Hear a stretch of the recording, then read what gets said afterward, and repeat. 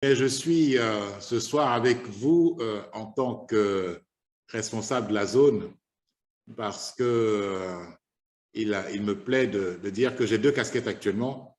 Je m'occupe de toute l'Afrique au sud du Sahara, donc les 27 pays, mais aussi de la zone Côte d'Ivoire avec les FBO de la Côte d'Ivoire, bien sûr, du Burkina, du Bénin, du Togo, du Niger. Et je m'exprime en français en plus parce que c'est une présentation qui sera faite avec l'ensemble des partenaires parlant français. Donc, on a choisi ce thème, bien bâtir son équipe pour réussir durablement. Alors, pourquoi on parle d'équipe? On parle d'équipe parce que c'est l'aspect le plus prometteur dans notre activité. Et c'est un mot qui revient souvent et je me demande si on est bien conscient de la puissance de ce mot. On parle d'équipe, on parle de groupe, on parle...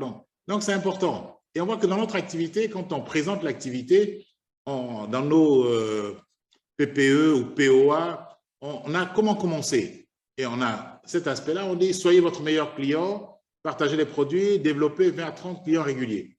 Donc déjà, on est la constitution d'une base de personnes, d'un groupe de 20 ou 30 clients.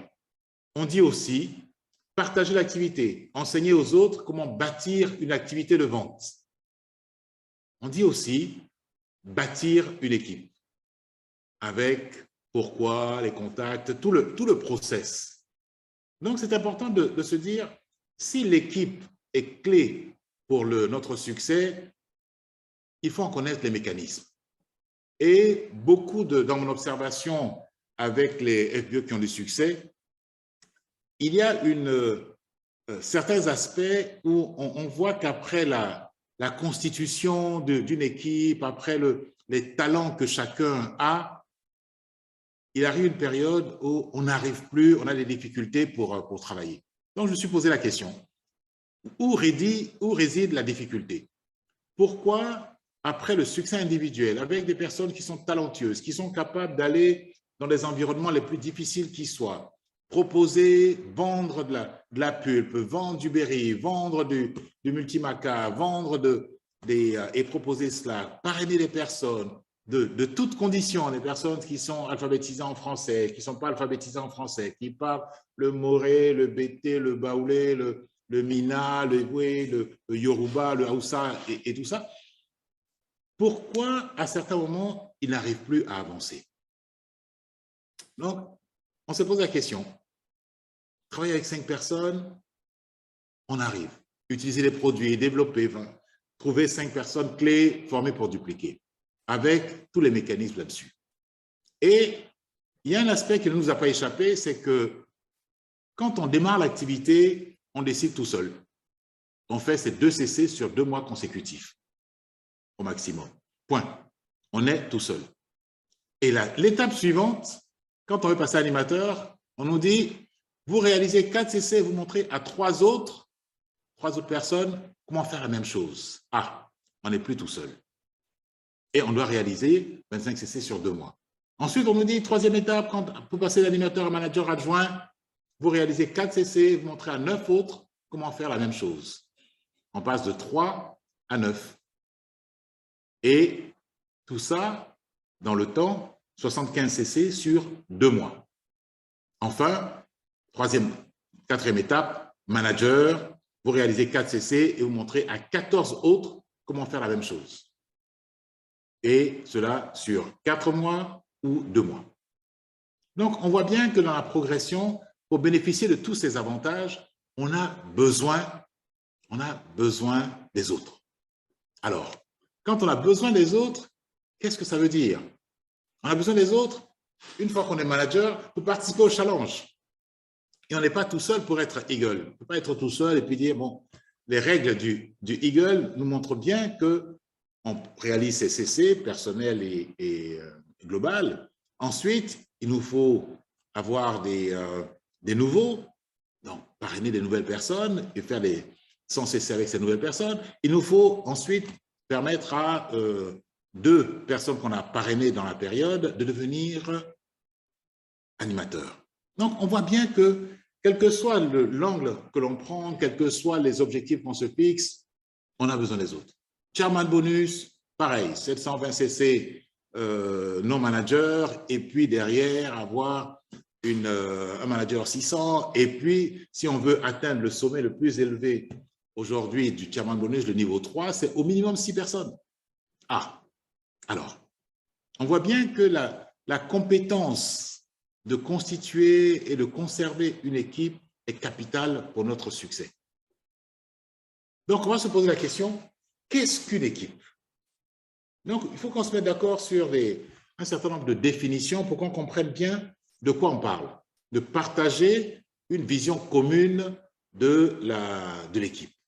Alors, une équipe, et on le voit, certains sports qui pourraient paraître comme des sports individuels se jouent aussi en équipe. Au tennis, on peut jouer tout seul, mais on peut jouer en équipe à 2. Ce qui montre bien qu'une équipe commence à partir de 2. Et on voit comment 2 personnes pour le tennis, si on joue au handball, au basket, il en faut 5 sur le terrain. Si on joue au handball, il en faut 7. Si on joue au football, il en faut 11. Si on joue au rugby, il en faut 15. Et il y a très peu de sports où on dépasse les 15 personnes. Ça montre bien que quand on parle d'équipe, pas de groupe, pas de foule, mais quand on parle d'équipe, on a un nombre limité de personnes. Donc, quand on parle d'un groupe, le groupe des amateurs de football, on va parler d'un groupe qui est un ensemble de personnes sans limitation de nombre, que lie le fait d'être réunis en un même lieu ou d'avoir une caractéristique commune. On peut être un groupe de FBO parce qu'on a tous signé un contrat avec Forever. Chaque personne va consacrer ses talents à la seule réalisation de son activité propre. Il n'interagit ou très peu avec les autres membres du groupe. Quand on regarde un match de foot, on est tous côte à côte et on est tous focalisés sur ce qui se passe sur le terrain. Ça, c'est une foule. Et on voit bien que le groupe est centré sur un chef de groupe. Donc, tout le monde a des interactions avec le chef. Donc, ça peut être aussi un mode de fonctionnement. Quand on passe à l'équipe, on voit bien que c'est différent, et on vient de le voir. C'est un nombre de personnes en nombre limité. 2 au tennis, 5 au basket, quelquefois on peut même jouer à 3, on peut jouer à 7 au handball, à 11 au football, à 15 au rugby. Donc, un nombre limité, lié par une dynamique forte et des interactions nombreuses et équilibrées. On voit bien que quand on est dans un sport, on se passe la balle. Très souvent au basket, au hand, au foot et tout ça, on n'est pas tout seul. Réalisant une tâche commune ou une mission commune. Quand on joue au foot, on sait que notre mission, c'est de marquer plus de buts que l'adversaire. C'est ça, notre mission, marquer plus de buts que l'adversaire. Ce n'est pas marquer beaucoup de buts, c'est plus de buts que l'adversaire. Et dans la plupart des sports, c'est marquer plus de points que l'adversaire. Et l'équipe est conduite par un leader qui interagit avec chaque membre. Et vous voyez, dans les 2 schémas que j'ai présentés, peu d'interactions, toutes les interactions autour d'un chef, beaucoup d'interactions entre chacun des membres et le leader fait partie de l'équipe. Il fait partie de l'équipe. Donc, l'équipe est conduite par un leader qui interagit avec chaque membre. Mais les membres entre eux interagissent aussi. Donc, liés par une dynamique forte et des interactions nombreuses et équilibrées. Donc, vous voyez déjà, quand on parle d'une équipe, en nombre limité, et tout à l'heure, quand on parlait de Forever, on va parler de 3, 9, 14. Donc, on voit bien qu'il faut choisir ces 5 personnes clés. Vous voyez que c'est un nombre limité. Et après, comment nous allons faire en sorte d'avoir des interactions nombreuses et équilibrées. Donc là, on a vu la définition. Voilà ce que c'est qu'une équipe. C'est aussi, on peut définir une équipe comme un outil qui permet aux personnes et aux idées de se mettre ensemble pour atteindre un objectif. C'est aussi un groupe de personnes qui doivent coopérer les uns avec les autres pour accomplir leurs tâches. Et vous voyez que chaque fois, on a cette idée de personnes, un groupe limité avec un objectif commun. Un exercice, un groupe où on coopère, on collabore les uns avec les autres pour accomplir nos tâches. Donc, vous voyez que dans ces trois définitions, on a cette fonction et ce rôle d'interaction. On travaille ensemble en vue de réaliser un objectif. Donc, une équipe, c'est quoi? Qu'est-ce qui va caractériser les équipes? Un objectif commun. Un objectif commun. Des engagements. Un engagement, c'est-à-dire je veux le faire. Des activités coordonnées et un support mutuel. 4 éléments. Objectif commun, un engagement, commitment, des activités coordonnées et un support mutuel, cette solidarité. Voyez un peu plus en détail de quoi il s'agit. Regardez les gens qui jouent au tennis, un objectif commun, on se parle pour mettre la balle là où il faut. Au basket, objectif commun, on est à 5, mais on se passe la balle pour pouvoir mettre la personne qui est la mieux placée pour marquer le panier. Au handball, pareil, on est à 7 sur le terrain, mais on va se parler pour obtenir les objectifs, de marquer plus de buts. Alors, une fois qu'on a vu la définition, on se dit, mais oui, c'est bien beau, mais comment on fait? Comment on bâtit son équipe? Alors, quand on bâtit une équipe, il y a des étapes de développement de l'équipe. 4 étapes. La formation, la tension, la définition des normes et l'exécution. 4 étapes de développement de l'équipe. Et c'est important qu'on en ait conscience parce que dans notre activité, la clé, c'est la compréhension de ce qui se passe quand on passe d'animateur adjoint à animateur, où on va avoir 3 personnes avec lesquelles nous allons travailler. Qu'est-ce qui se passe? Qu'est-ce qui va faire que cet ensemble de 4 personnes, nous et les autres, va pouvoir fonctionner pour qu'on atteigne les objectifs? Que chacun puisse arriver à réaliser son What Matters Most. Qu'est-ce qui est important pour lui? Un objectif commun n'est pas un objectif unique. Qu'est-ce que nous avons en commun? Qu'est-ce que nous mettons en commun? La réussite de chacun peut être un objectif commun. Chacun à son niveau peut dire, bon, voilà, nous allons travailler ensemble pour que chacun réalise son objectif. Ça, c'est un objectif commun.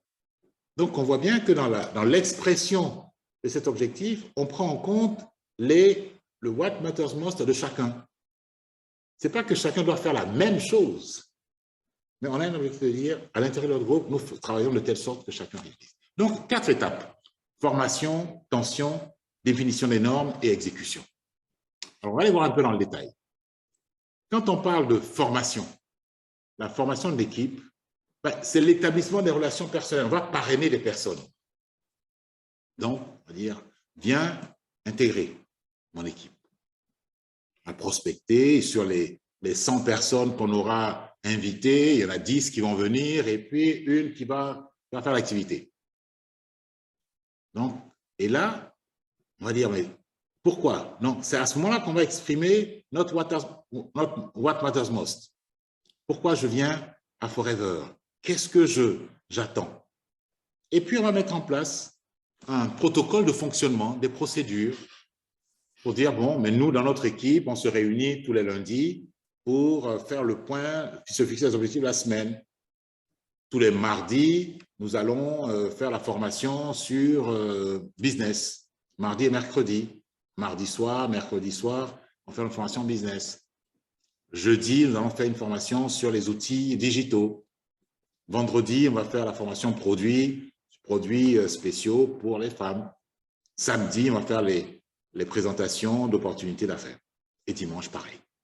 Donc, on a établi des procédures et on va dire, bon, mais pour faire ces PPE, il faut être au moins actif, parce que ce sont ceux qui sont actifs qui seront à même de présenter l'activité. Donc, et on va formaliser aussi les frontières. On fait cette activité, mais il n'y a pas que Forever dans la vie. On a aussi, on va travailler 5 jours ou bien 6 jours, et puis on s'appelle, on a des heures limites pour appeler les uns et les autres en disant, bon, on peut s'appeler entre 8 heures du matin ou 7h30, 7h et 22h. Ou on n'appelle pas après 20h. Ou bien on s'appelle, on s'envoie des messages et puis après une certaine heure, on préfère envoyer des messages vocaux et tout ça. Donc, on va, dans la période de formation, on définit comme ça comment nous voulons travailler ensemble. Et en général, ça se passe bien. Quand on démarre avec l'enthousiasme que nous avons, nous arrivons à bien le faire. Et on s'aperçoit qu'après un certain temps de fonctionnement de l'équipe, des tensions surgissent. Mais il veut quoi même? C'est parce qu'on a Forever que... Mais on les convoque aux formations, ils ne viennent pas. Il m'a fait rater mon move-up. Ah, je comptais sur lui pour faire mes 4 CC, il n'est pas venu. Donc là, on va avoir des conflits. Et même, on va dire, mais attendez, c'est quoi? Forever, là, c'est du bénévolat. Il ne faut pas qu'il me harcèle. Et puis même, pourquoi on va travailler même? Ça, on va travailler pour lui. Et puis bon, on peut se dire aussi, mais il n'est pas plus intelligent que nous. Pourquoi il veut absolument nous imposer sa volonté?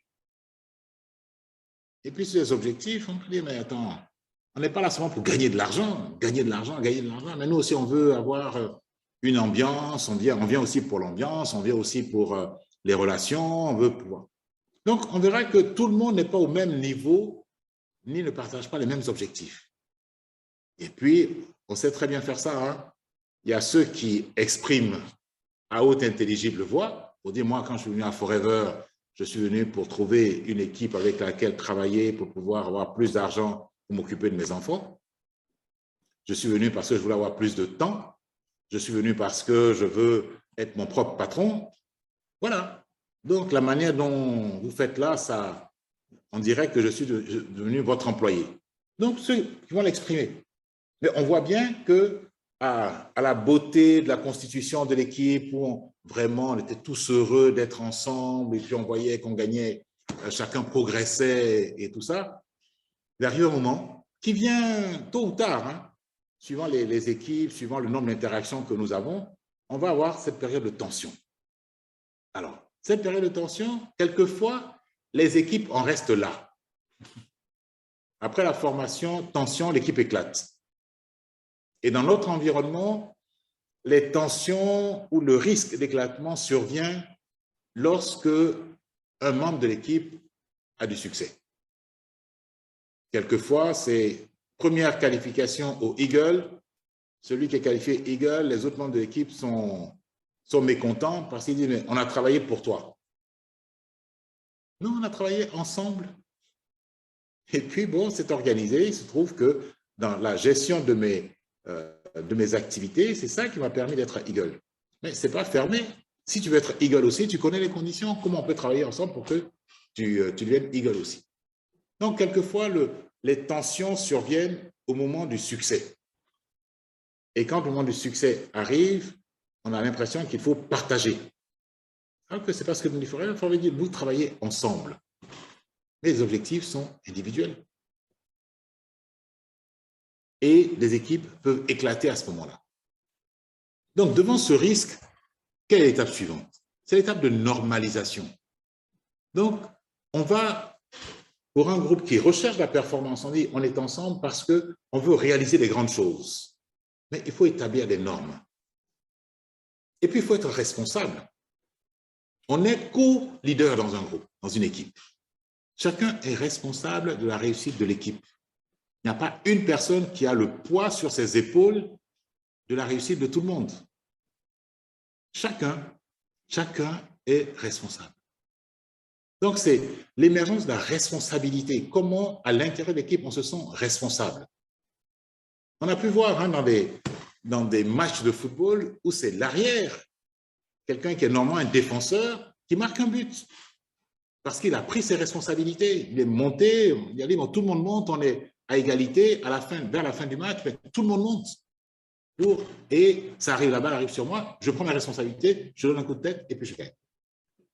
On a vu des avant-centres, il ne nous reste plus que 3 minutes à jouer, venir défendre. Responsabilité.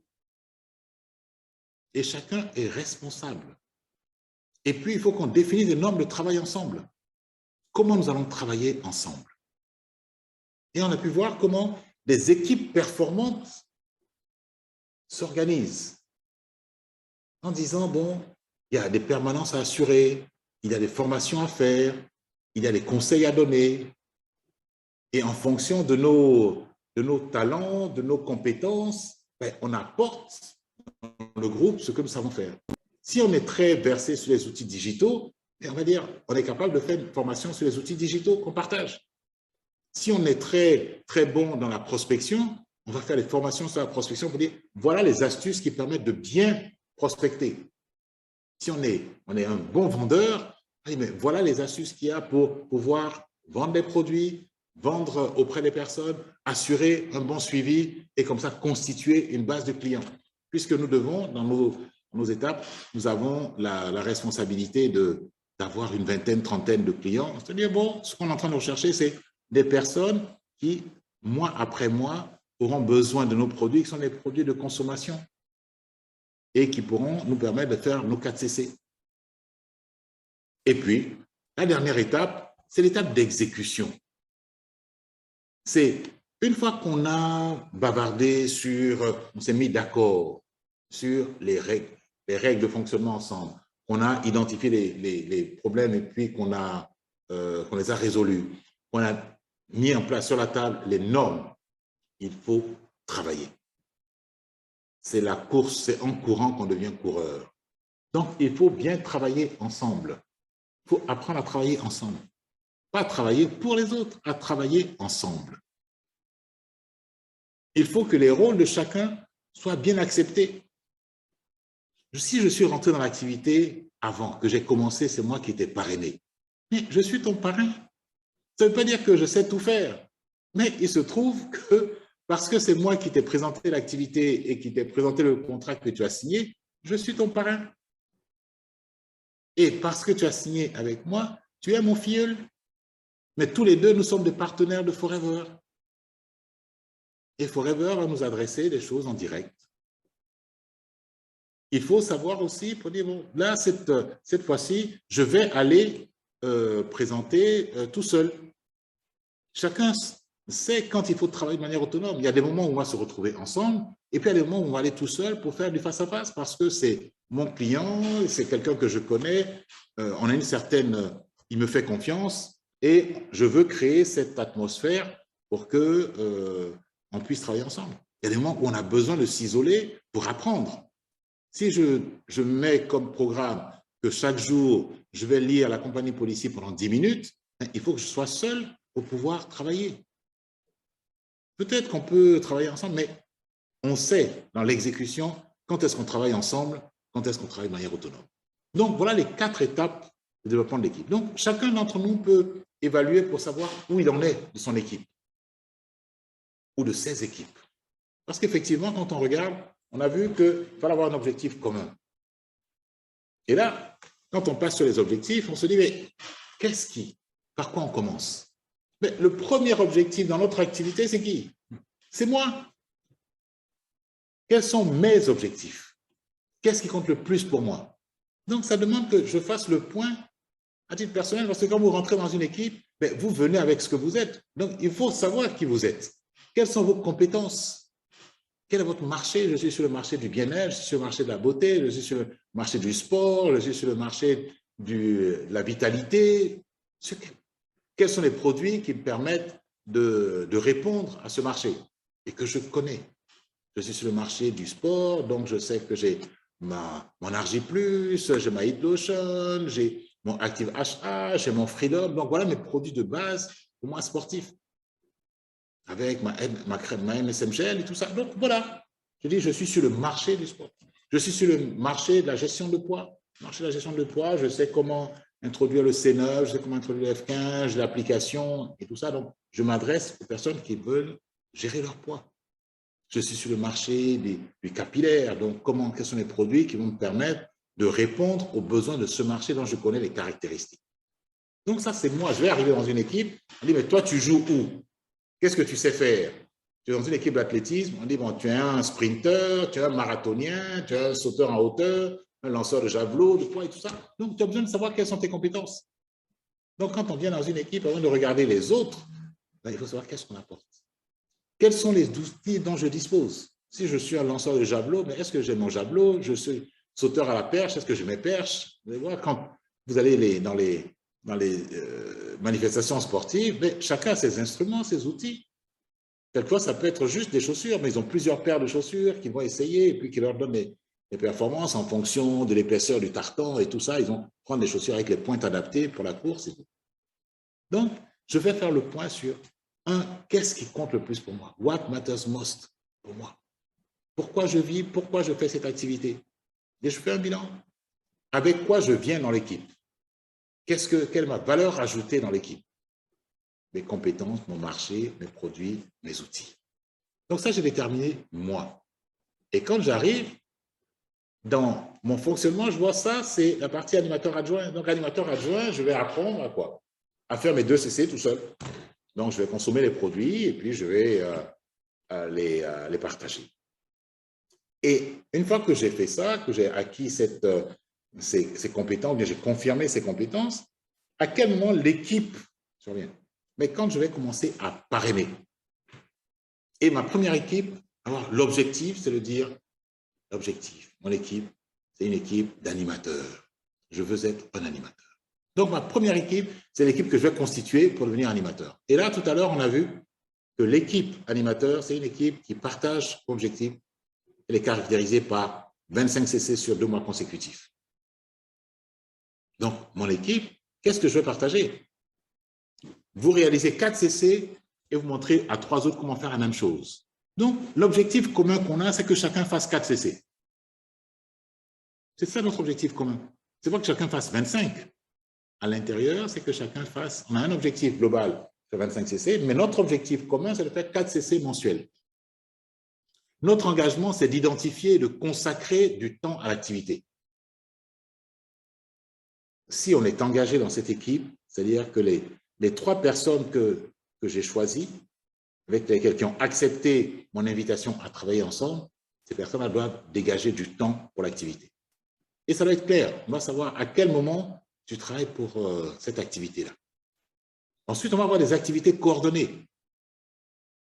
La formation, c'est une activité coordonnée. On est obligé d'être en même temps, forcément au même endroit, qui peut être un endroit physique, hein, on peut être dans la même salle ou bien derrière Zoom, comme on est en train de faire maintenant. Donc, on va faire ces activités-là de partage d'expérience, formation au métier du marketing de réseau et aux outils. Et je vois comment certaines équipes se sont organisées pour chaque semaine se former au métier de marketing de réseau. Parce que c'est un métier. Et c'est un métier difficile, marketing de réseau. Donc, il faut se former si on veut espérer avoir des résultats. Et puis, on va avoir des activités de prospection et des réunions ventes. Et on va s'entraider. Le parrain va partager son expérience Forever.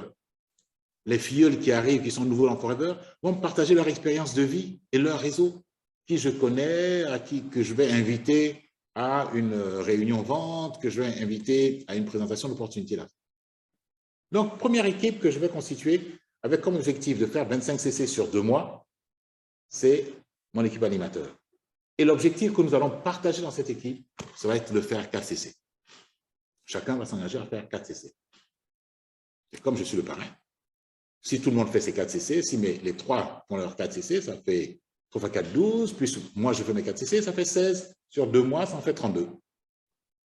Voilà mon objectif dans mon équipe. C'est un groupe restreint. On est 4 dans l'équipe, 1 plus 3. On a des fonctions et des rôles. J'ai parrainé chacun des autres. Je donne l'exemple.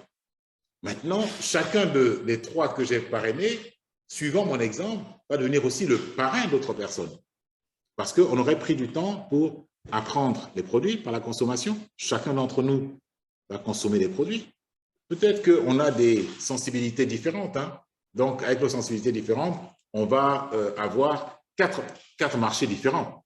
Donc, on pourra travailler de manière complémentaire. Et ça, c'est important. Donc, on va consommer. Il fallait qu'on consomme la même chose. On peut consommer de manière complémentaire. Ce qui va nous donner la capacité pour chacun de présenter peut-être 4 marchés différents. Si un est plus sur le marché des soins personnels, l'autre sur les soins de la peau, un autre sur le sport, un autre sur la mobilité, un autre sur la vitalité, on peut avoir comme ça l'opportunité d'avoir 4 marchés différents. Et on va s'entraider. Parce que ça aussi, c'est important de s'entraider. Et travaillant ensemble sur 2 mois consécutifs, comment nous allons coordonner nos efforts pour qu'on arrive à faire ces 4 CC mensuels consécutifs. Et là, on aura donc cette équipe de 4 personnes, une équipe d'animateurs. Règles communes, activités communes, objectifs communs, mais personnels. Et là, j'ai franchi donc ma première étape, j'ai construit mon équipe. Et je vois qu'à ce niveau-là, je vais développer des compétences. Des compétences que, après, c'est une question de volume. Là, on est 4. Si chacun, maintenant que les 3 autres deviennent autonomes et sont capables de faire la même chose que moi, ça me permet d'étendre, peut-être de passer à 3 autres personnes, puisque ceux-là sont déjà autonomes. Et là, ensuite, ma deuxième équipe, ma première équipe, ma deuxième équipe, manager. J'ai volontairement passé sous silence manager adjoint. Parce que, pour moi, ce qu'on vise quand on est animateur, c'est manager. Et nous avons très peu de personnes qui restent dans le stade manager adjoint, ce n'est juste une étape. Donc, la deuxième équipe que je vais viser, c'est l'équipe manager. Alors, dans l'équipe manager, on continue de réaliser 4 CC et on voit bien que nos objectifs n'ont pas changé. Seulement, au lieu d'être 3, et 14 autres personnes qui vont faire la même chose. Non, on peut dire pourquoi 14 et pas 12 et pourquoi c'est pas, ils font pas. Certains disent non, moi mon objectif c'est pas 4 CC, c'est 5 CC. Qui peut le plus, peut le moins.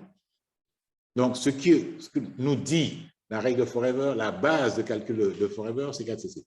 Même si dans la réalité, en prenant une base de 5, on est en mesure de faire tous les challenges.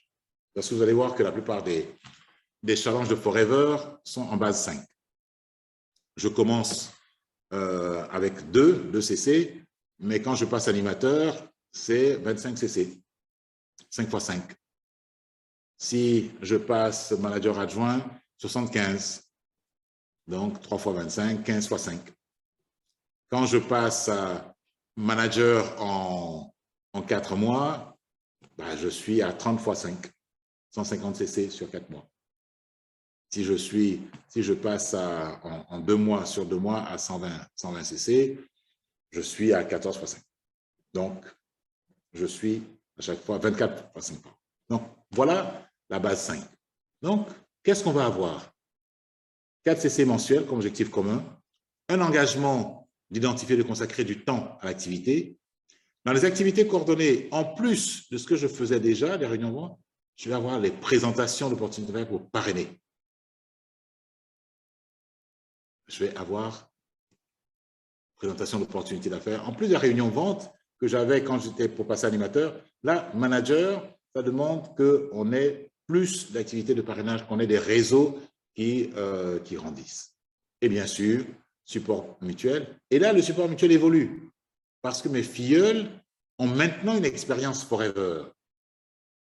Donc, les nouveaux qui arrivent, bien sûr, vont partager leur expérience de vie, mais là, les filleuls vont partager leur expérience Forever. Donc, nous allons avoir une équipe dans laquelle on a des expériences différentes.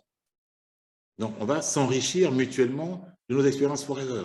Qu'est-ce que j'ai fait quels sont les produits que j'ai présentés et comment ça a marché? Quand j'ai présenté l'avocado, voilà ce qui a marché, voilà ce qui n'a pas marché.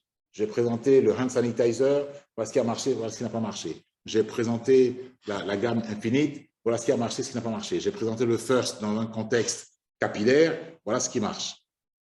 Donc là, nous allons partager nos expériences. Et on voit bien que, en tant que leader, le nombre d'interactions à l'intérieur, entre les 14, si on est 15 et que nous avons des interactions entre nous, on multiplie, chacun d'entre nous a des interactions avec 15 autres.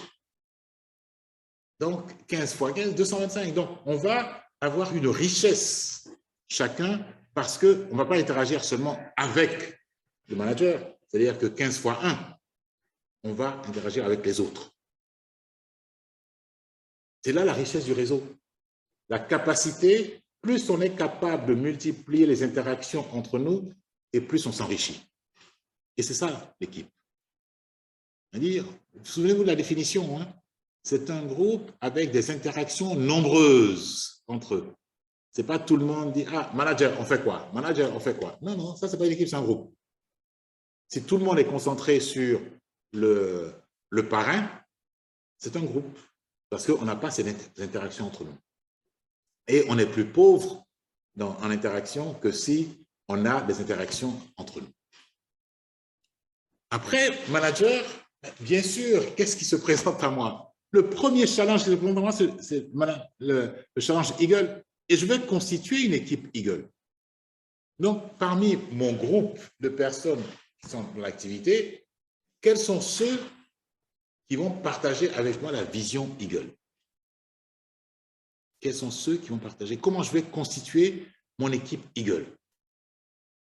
Mon équipe Eagle, elle va être constituée de personnes, plusieurs catégories de personnes. D'abord, je dois faire mes 60 CC. Dans mes 60 CC, c'est 15 fois 4 CC. Mon équipe manager que j'ai constituée pour être manager, j'ai 15 personnes, nous sommes 15 à faire 4 CC.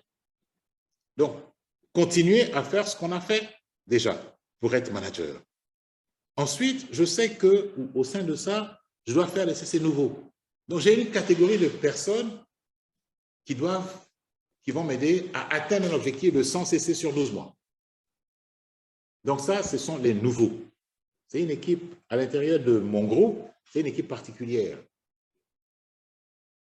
Ensuite, parmi ceux que je vais parrainer à partir du 1er mai, il y a parmi ceux-là, quels sont ceux qui vont devenir animateurs, donc développement.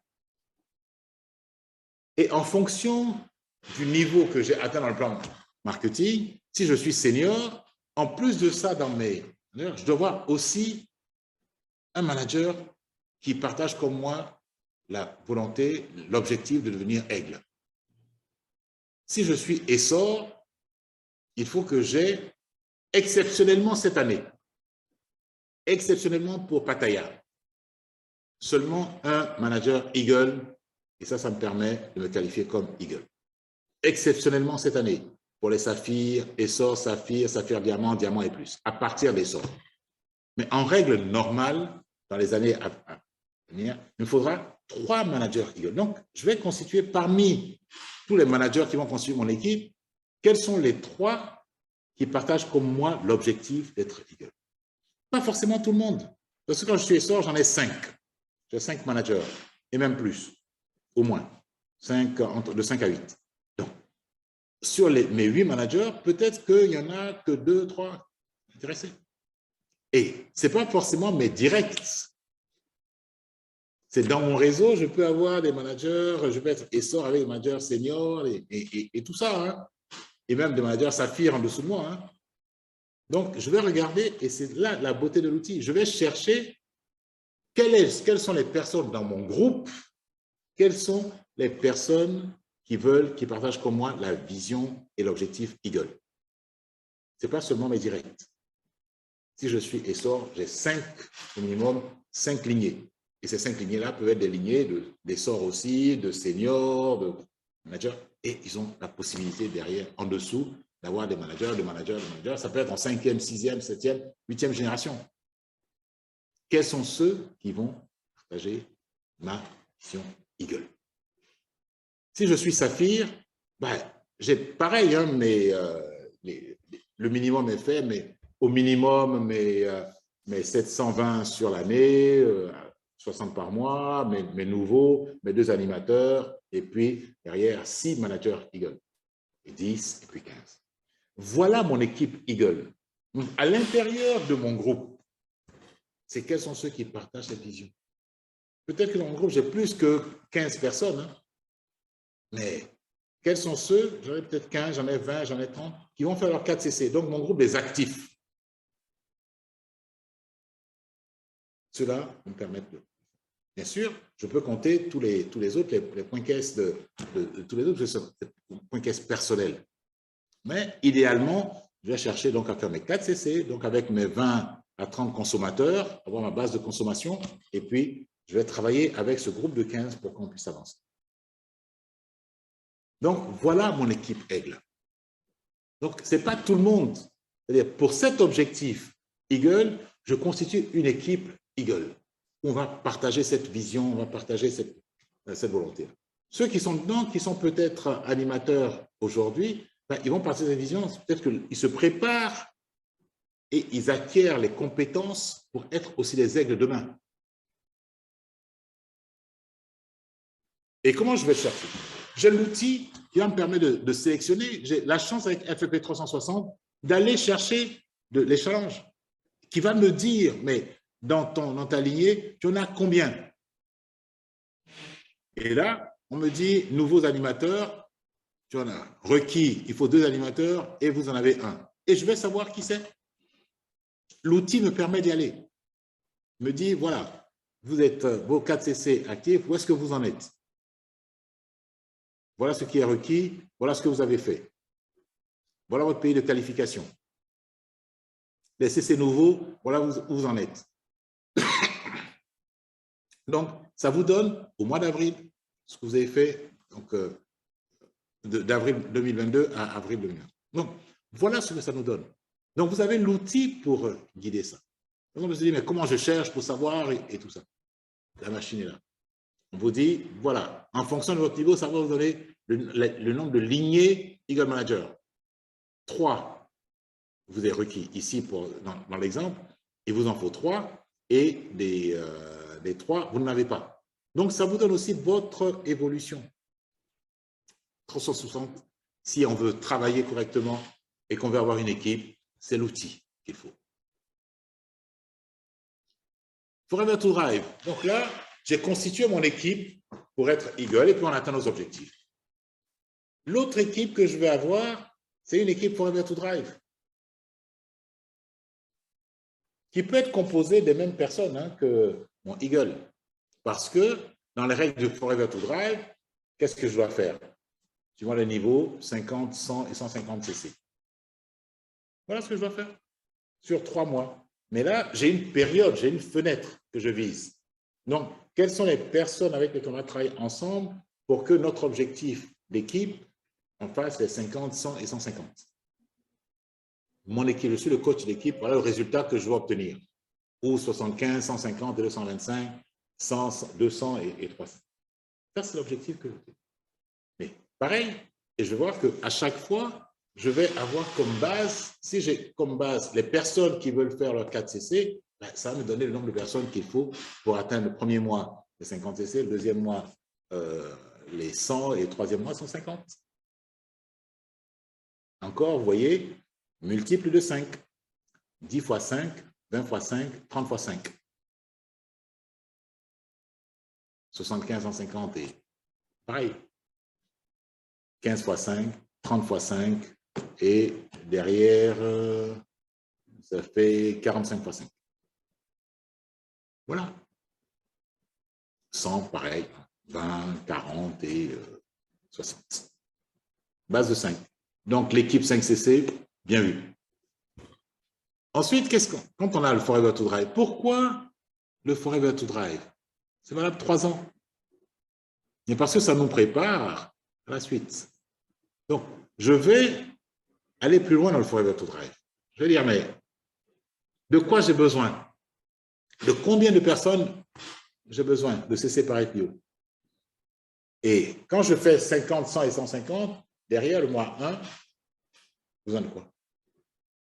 4 CC par FPO dans mon équipe de 14, de 48. plus 15.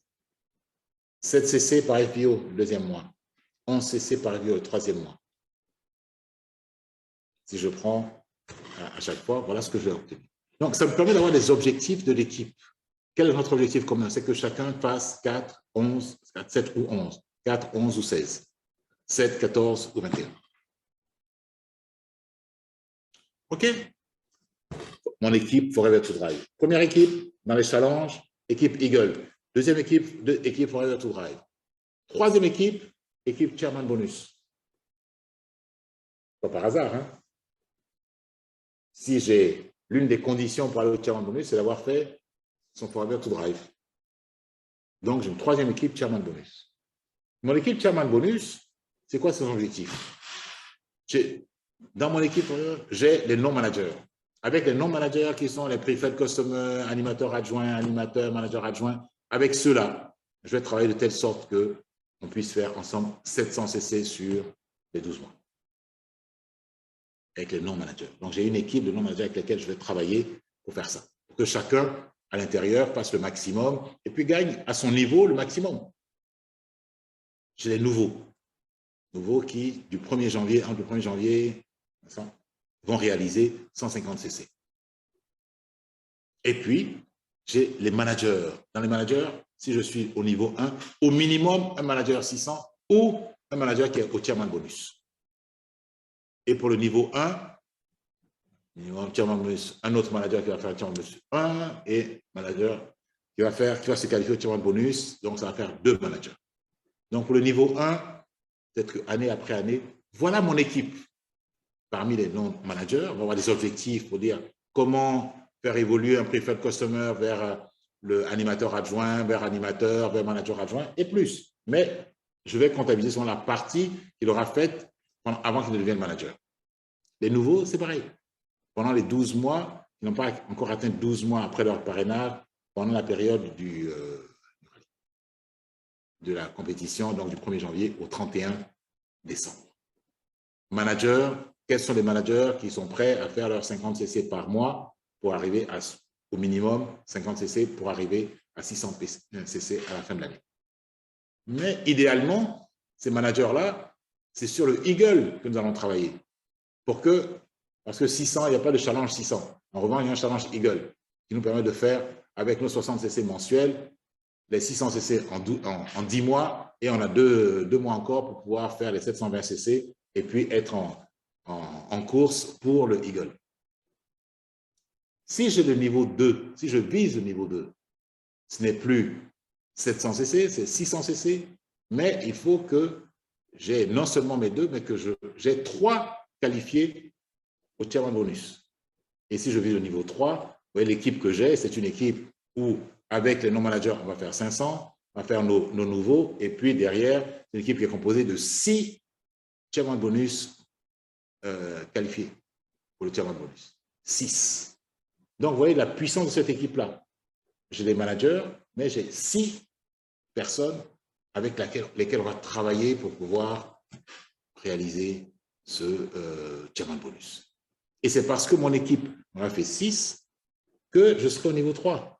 Mais chacun d'entre eux peut être au niveau 3 aussi. Hein. Chacun d'entre eux, suivant mon exemple, peut lui aussi constituer ses équipes pour pouvoir arriver jusque-là. Donc, on peut être, dans mon équipe, 6 personnes à être au niveau 3. Parce qu'on aura travaillé pour ça.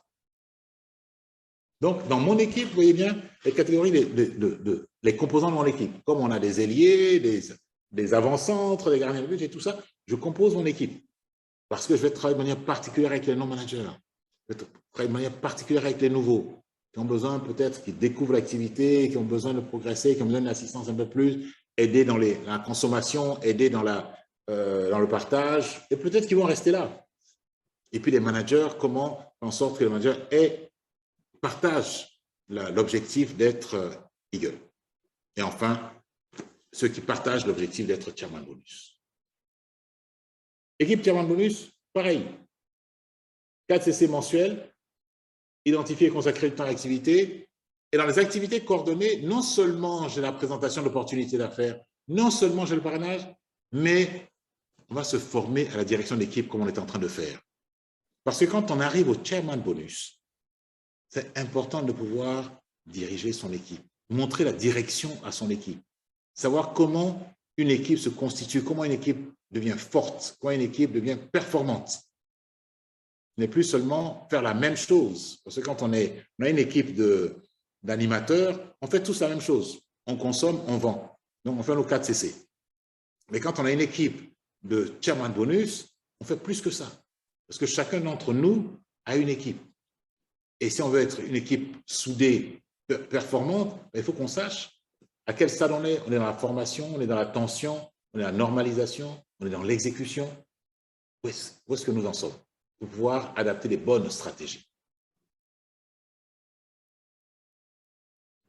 Et là, pareil, l'outil 360 nous donne la possibilité d'aller chercher là-dessus, de nous dire où est-ce que tu en es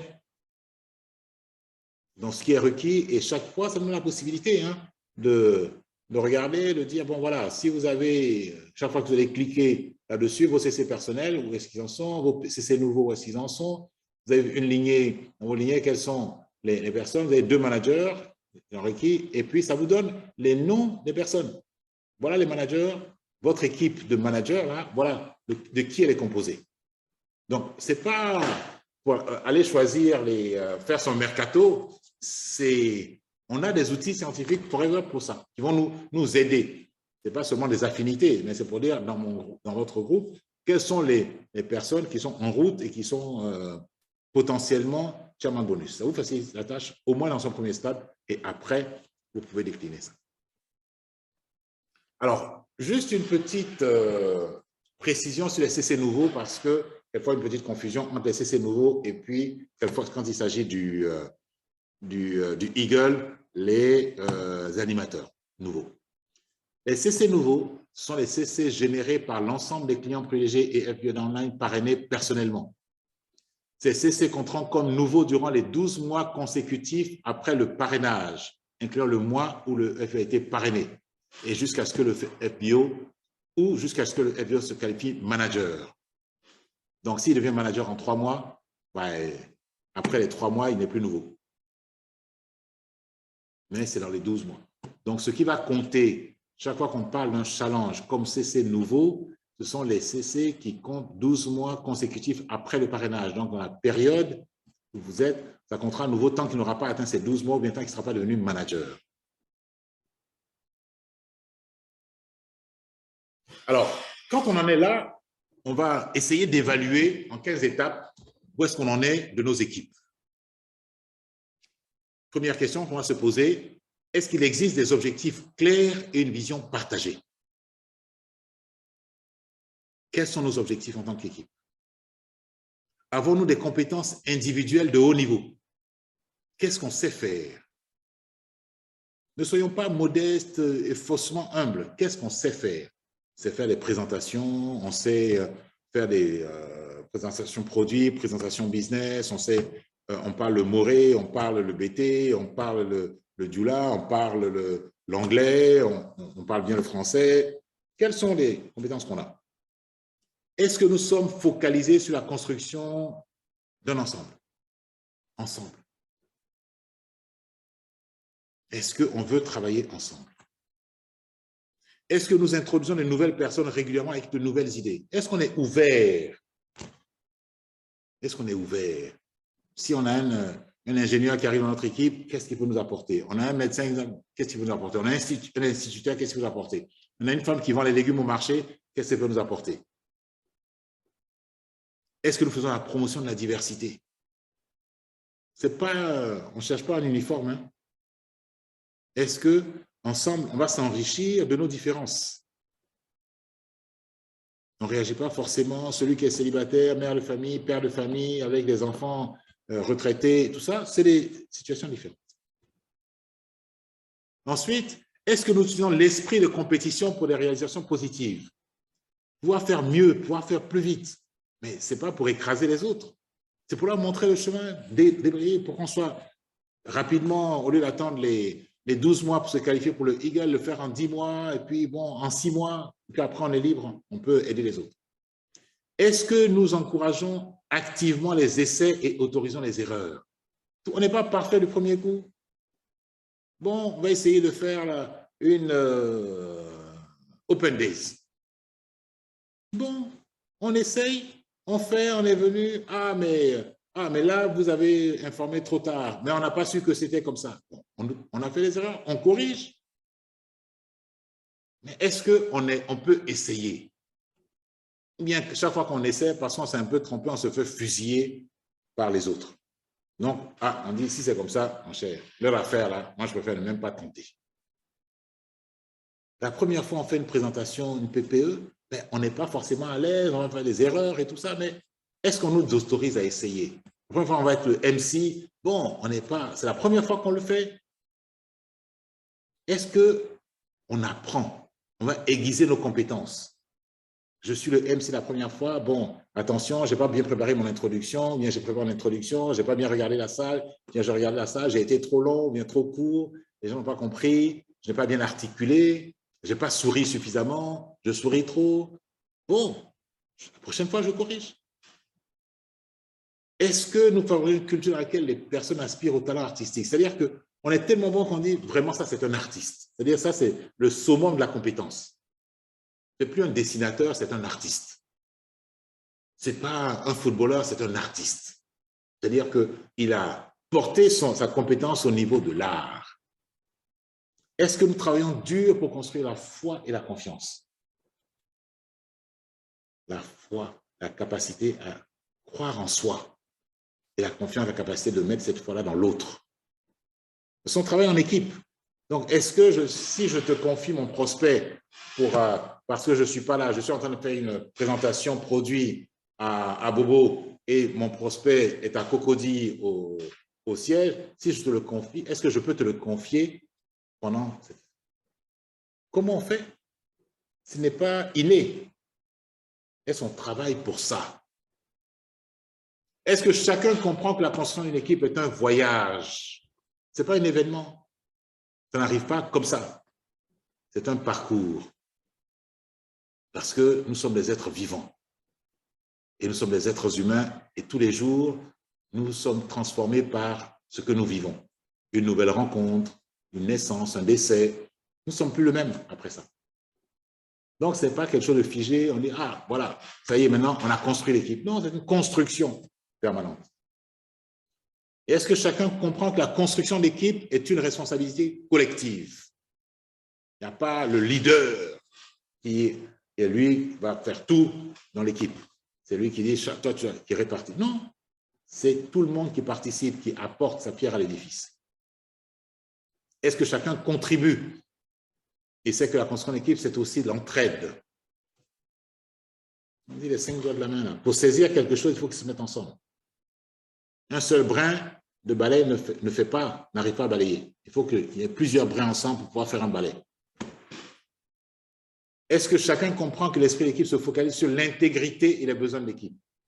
On dit ce qu'on fait et on fait ce qu'on dit, même quand personne ne regarde. Quels sont les besoins de l'équipe?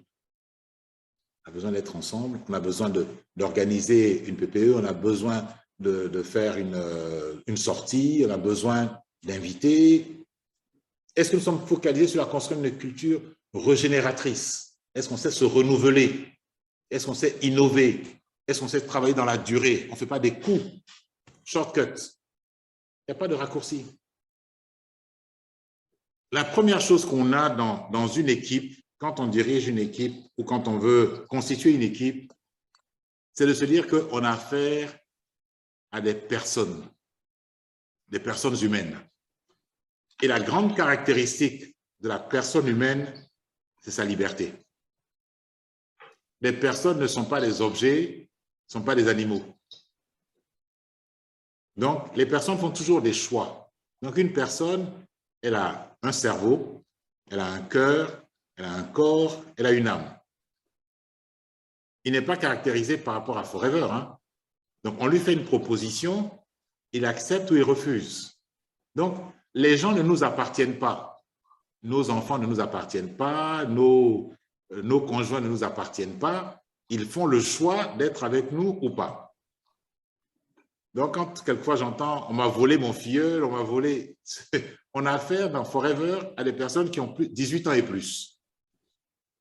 Donc, ils sont majeurs et ils font des choix. Donc, c'est notre capacité à leur proposer. Et non, quand vous voyez cette année, on a choisi le What Matters Most. C'est notre capacité à faire des propositions acceptées pour dire qu'est-ce qui est important pour toi. Donc, donc ce qu'on considère comme désordre, c'est quelquefois, il faut se remettre en question, nous. Mais qu'est-ce qui fait que quelqu'un ne veut plus travailler avec moi, qu'il veut aller travailler avec quelqu'un d'autre? D'abord, c'est pour ça que j'ai commencé, avant de parler de l'équipe, j'ai parlé de moi. Qu'est-ce qui est important pour moi? Quelles sont mes compétences? Quels sont mes outils? Pour que la personne dise, c'est avec lui que j'ai envie de travailler. On peut être le parent, le géniteur de quelqu'un sans être forcément considéré comme son père ou sa mère. Parce qu'on l'a parrainé, mais ça ne veut pas dire que derrière, on a assuré son développement. Donc, l'invitation que j'ai à faire, c'est de dire, attention, on a affaire à des personnes. Et la grande caractéristique de l'être humain, c'est qu'il est libre. C'est pas parce qu'on l'a parrainé qu'il est... C'est vrai que légalement, contractuellement, mais ça ne veut pas dire que parce qu'on l'a parrainé, il va rester avec nous. Il peut toujours être notre filleul, être dans notre réseau, mais travailler tout seul ou travailler autrement. Donc, essayons de nous écouter les uns les autres et de nous remettre en question nous-mêmes. Et avec ça, nous pourrons attirer, être rejoints par les autres. Mais on a d'abord une première étape, c'est notre gestion de nous-mêmes, nos objectifs, notre comportement qui va faire qu'on attire ou au contraire on recrute. Et c'est pour ça que quand j'ai parlé des équipes, j'ai dit que c'est très important la constitution des équipes. Parce qu'il y a des équipes qui fonctionnent, qui sont performantes, des équipes qui fonctionnent bien, et puis d'autres qui ne fonctionnent pas bien. Donc, on peut mettre en cause l'intégrité des gens, des autres et tout ça, mais est-ce que nous-mêmes sommes intègres? Et puis, est-ce qu'on veut travailler avec des gens qui ne sont pas intègres? Voilà. Donc, je pense que on a le métier le plus difficile dans le marketing de réseau, c'est qu'on parraine des personnes et puis, ces personnes-là, on ne peut pas, ce n'est pas nous qui les payons, ce n'est pas nous qui pourrons les chasser, elles travaillent si elles veulent, avec nous si elles veulent ou pas. À moins de commettre des fautes qui sont indiquées à la compagnie Policy, à ce moment-là, ils seront sanctionnés et puis ils quitteront notre réseau. Et là, vous voyez bien que dans les évolutions de la compagnie Policy, c'est important de les lire, comment la compagnie Policy a évolué pour bien dire que c'est le fait que nous travaillons ensemble et que nous avons des résultats ensemble qui fait que nous restons ensemble. Un manager qui n'a pas fait son leadership pendant 12 mois, il perd ses managers.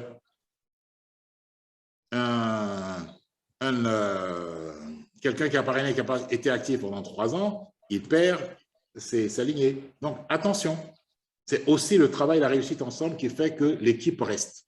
Si l'équipe n'a pas de résultat, elle peut être reconstruite autrement et aller vers la personne qui fait ses 4CC, qui est active et qui fait son leadership. Donc, j'ai été un peu loin là-dessus, mais c'est important parce que dans ce qu'on considère comme désordre dans notre activité, on pointe souvent du doigt les autres. C'est les autres qui n'ont pas fait ci, ce sont les autres qui agissent mal, ce sont les autres, Mais on a aussi notre responsabilité là-dedans pour être un exemple, pour se dire que ce n'est pas facile, que les êtres humains sont ce qu'ils sont. Ils sont bien un jour, mauvais un autre jour, bien un autre jour, et puis tout ceci va s'accumuler. Parce que le bien que je fais aujourd'hui n'efface pas forcément le mal que j'ai fait hier. Donc, j'essaie de faire un peu de bien chaque jour. C'est un métier difficile. Les produits, on n'est pas des médecins, donc les compositions, le temps d'écouter les personnes pour savoir quels sont les produits les plus adaptés, pouvoir les présenter et tout ça, ça demande un peu d'expérience aussi. Et je voudrais féliciter l'équipe avec Venceslas, Wilfried, Myriam et toute l'équipe du Bénin pour avoir organisé cela et avoir permis qu'on puisse se rencontrer là-dessus. Et je voudrais féliciter tous les participants, Ce que nous faisons là maintenant, c'est un partage d'expérience. Et c'est dans l'exécution que nous pourrons vraiment tirer le bénéfice. Et certains ont cité Cassius Clay ou Mohamed Ali. L'entraînement est important. Donc, ne vous attendez pas à avoir un résultat immédiat. Ce sont des pistes de travail. Et puis après, il faut se mettre dans l'exécution tous les jours. On travaille et puis on s'améliore chaque jour. Donc, félicitations. Merci, Wenceslas. Merci, Wilfried, pour cette brillante organisation. Et puis, allons tous au succès. Et n'oubliez pas, ces équipes-là vous permettront d'arriver au plus haut de Forever et même au-delà dans vos vies respectives. Merci à chacun. Je suis Jean-Baptiste Amichia. Je suis vice-président d'Afrique et je suis Forever.